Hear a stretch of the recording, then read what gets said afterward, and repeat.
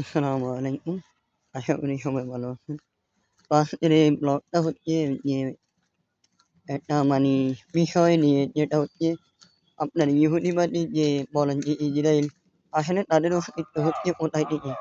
তাদের অস্তিত্ব তো তাদের যে ফিলিস্তিনিরা তাদের যে জায়গা দিছে, ফিলিস্তিনিদের ভিটামাটির মধ্যে তাদের যে জায়গা দিছে, সে জায়গাগুলো তারা দখল করে, এবং তারা তারা কি প্রকৃত একটা জাতি? তারা তো জাতি না। তারা আসলে ফিলিস্তিনিদের বর বিডা এবং তাদের জায়গা জমি দখল করে, কিন্তু তারা এটাকে এখন কি বানাইছে? ইসরায়েল একটা মানচিত্র বানাইছে।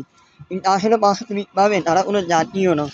এবং বিশ্ব তাদেরকে কিভাবে স্বীকৃতি দিব? তাদেরকে স্বীকৃতি দেওয়ার তো কোনো মানেই নাই। কারণ তারা জাতি হিসেবে তো কোনো জাতি না।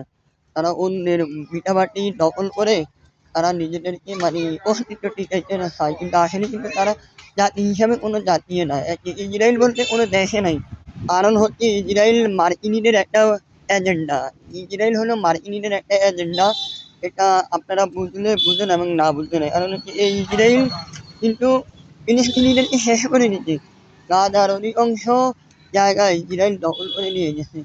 আপনি দেখেন গাজার যে সমস্ত ইসরায়েল হলো আপনার আমেরিকার একটা সংস্থা, যেটা আসলে কি বলবো, কিছুদিন আগে গাজার মধ্যে অনেক অনেক টর্চার চালাইছে, গাজাকে শেষ করে দিচ্ছে।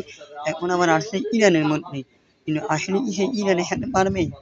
ইরানের সাথে কখনোই পারবে না।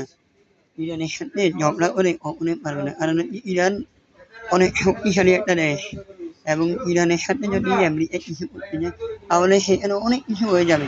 কারণ হচ্ছে ইরানের পাশে অনেকগুলো দেশ, ইরানের সাথে অনেকগুলো দেশ আছে।